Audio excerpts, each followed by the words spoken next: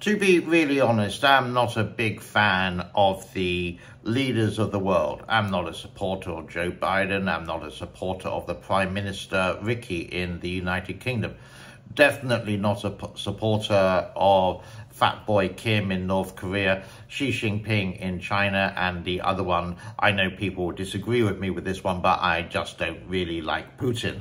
But today we're concentrating on Xi Jinping. Now, how can you tell the character of a guy? Well, Xi Jinping claims he is 180 centimeters tall, which is just about 6 foot. But here's a picture of him with Obama. Now, Obama is 185 centimeters, which is about 6.2 feet. And here he is with Xi Jinping, who claims to be 6 foot, 180 centimeters.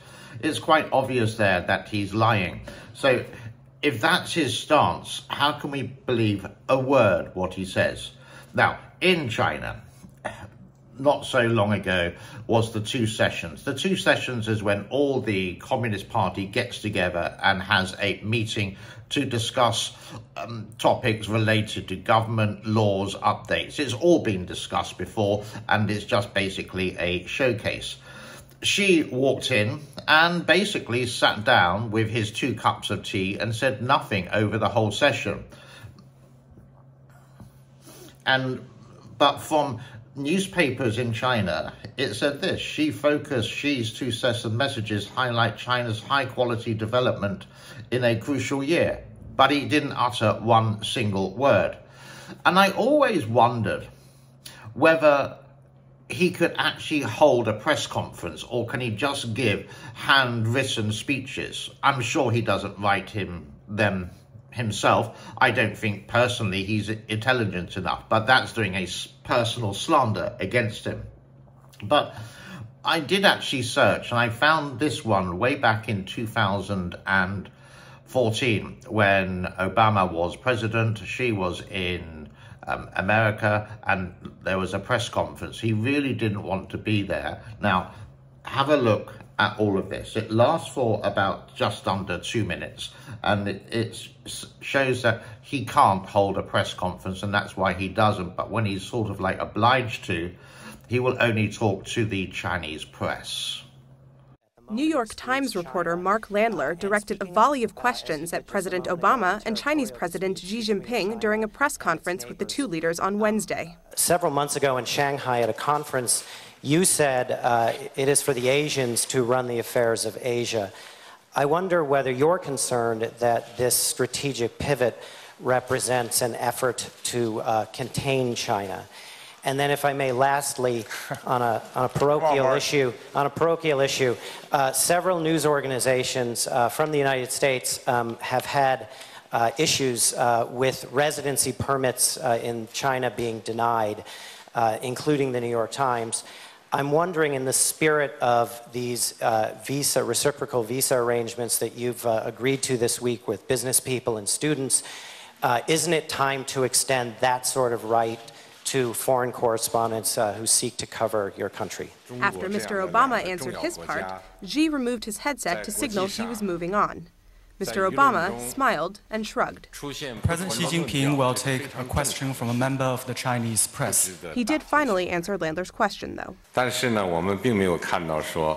It's perfectly normal for there to be different views expressed about us in the international media. And I don't think it's worth fussing over these different views. And I don't see any of the regional free trade arrangements as targeting against China. China is committed to open regionalism. And China protects our citizens' freedom of expression and the normal rights and the interests of media organizations in accordance with law. On the other hand, media outlets need to obey China's laws and regulations. And this is the whole thing. A leader of a country should be able to hold a press conference and be able to take the questions from the freedom of the press. Not prearranged, should answer, because that's his job to do so, to inform the public. We, the people, vote for the leader. Now, in some countries, like in China, you don't vote directly, you vote indirectly. In America, you vote, and in England, you vote directly. I agree with the direct vote, with that one. Putin in Russia got an astounding vote for him to continue being the president of the Russian Federation. We're not too sure if that was true or it was pressured, etc., etc. But people did vote directly for him. Possibly. There's always the conspiracy theories and also theories that the manipulation of the votes come in and China manipulates America, but America doesn't because they can't manipulate the Chinese voting system, even though it's antiquated, and the Chinese people would vote for their local leader who would be a member of their parliament or their Congress or the Communist Party, etc., like that. So, to summarize, and going against all my principles, I don't believe Xi Jinping. I'll rephrase that. I really don't believe short-arsed. Yes, I'm using bad words. I'll say it again, short-arsed Xi Jinping. He lies about his height. He can't hold a press conference. I don't think he is incredibly educated in this, and I really don't now know how he got to power. Maybe through manipulation, but out of all the presidents after Mao, the father of communism in China, basically the father of modern China, who killed close to anywhere between 30 million and 65 million people during the Cultural Revolution, but obviously that will be denied from people who support the CCP.